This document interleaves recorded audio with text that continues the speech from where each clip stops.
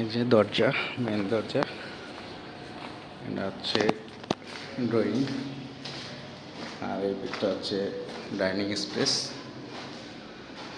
Dining স্পেসের সাথেই আপনার রাখা আছে গেস্ট রুম, যেটা এই যে গেস্ট রুম, এর পাশে বারান্দা, এই যে বারান্দাটা,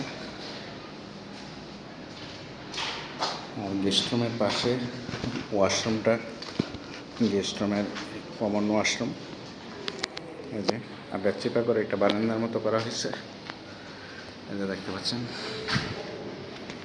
একদম চিপা করে একটা বারান্দার মতো করা হয়েছে।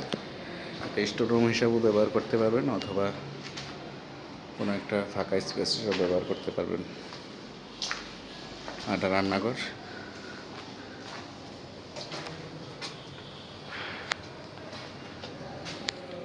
রান্নাঘরটাও বেশ ভালো একটা স্পেস,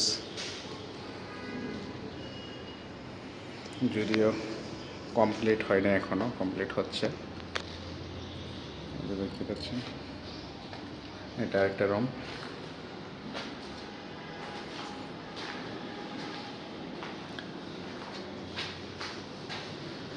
রুমের সাথে এটা বাথরুম।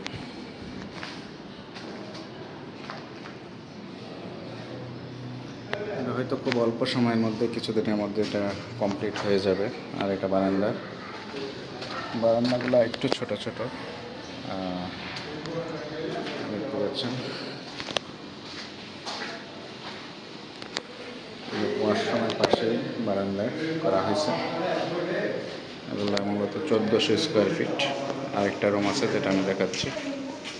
এই যে এটা আরেকটা রুম,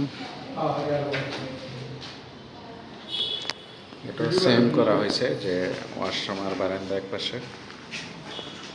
ওয়াশরুম, ওয়াশরুমটা একটু ছোট।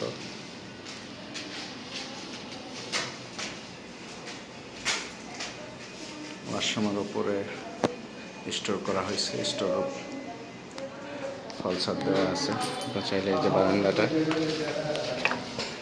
বারান্দাগুলো একটু ছোট ছোট, কিন্তু 3টা বারান্দা রয়েছে মোট।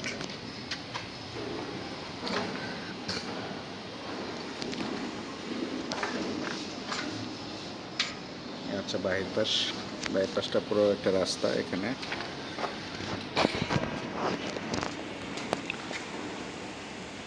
একদম রাস্তার পাশে, এটা মূলত 4টা রাস্তার স্পেস পড়ছে এখানে। আর এই পাশটাতে ওই সাইডে পুরোই রাস্তা।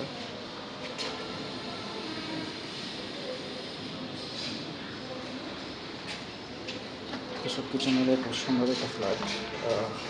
এই পাশের রুমগুলো আমাকে